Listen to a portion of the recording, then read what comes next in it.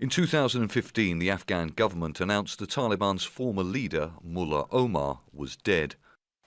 A senior Taliban commander confirmed the man who supported and gave shelter in Afghanistan to Osama bin Laden had died 2 years earlier in a secret location. Mullah Omar had been in hiding since soon after the 9/11 attacks. His son, Mullah Muhammad Yaqub, is believed to oversee the Taliban's military operations and has been repeatedly proposed as an overall leader of the armed group during numerous leadership tussles. Yaqub reportedly turned down the offer and proposed this man instead. Haibatullah Akhundzada is an Islamic scholar, often described as the movement's supreme leader. He took over the group's leadership when his predecessor, Akhtar Mansour, was killed in a US drone strike near the Afghan-Pakistan border in 2016. He has authority over the Taliban's political, religious and military affairs and is from one of the most powerful Pashtun clans. Another prominent Taliban leader is Mullah Abdul Ghani Baradar. He's played a leading role in negotiations in Doha that have tried to reach a political settlement and lasting peace in Afghanistan. Baradar is one of the co-founders of the Taliban and is head of its political office. He's believed to have been one of Mullah Omar's most trusted commanders.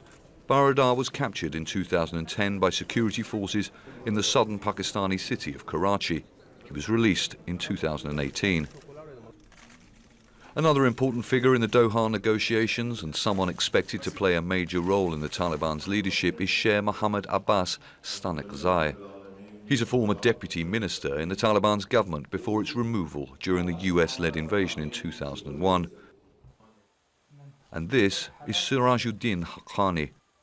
He leads the powerful Haqqani network, a group that has overseen the Taliban's financial and military assets across the border in Pakistan. The Haqqani network has been blamed for various attacks in Afghanistan, including this one on the Serena Hotel in Kabul in 2008. It was also blamed for at least one of the reported 6 assassination attempts on the former president of Afghanistan, Hamid Karzai.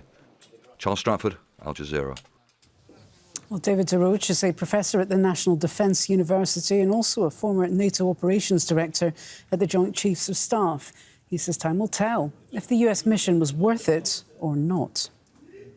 We never fully addressed corruption within the Afghan government. And what we've seen here is not a military defeat. We've seen a failure of morale, a collapse of government where forces decided not to fight because they had no confidence in their leaders. What we're seeing is this idea that you can build a modern military without having a corresponding civilian government. And it's like painting over rust. I mean, we had a civilian government that was fundamentally corrupt and tribal.